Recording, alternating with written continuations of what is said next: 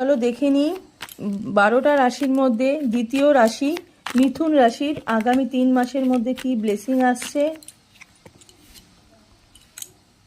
Wow, যেটা নিয়ে ভাবছো বা যেটা নিয়ে ম্যানিফেস্ট করছো সেই দিকে বেশি করে ফোকাস করো, সেই দিকটা বেশি করে দেখো, নিজের কথা ভাবো। প্রচুর হিল হওয়া দরকার, হিলিং এনার্জি তোমাদের কমে গেছে, প্রচুর হিল হও, নিজেকে বেশি করে ভালোবাসো, ভীষণ পজিটিভ থাকো, পজিটিভনেসটা বেশি করে দেখাও।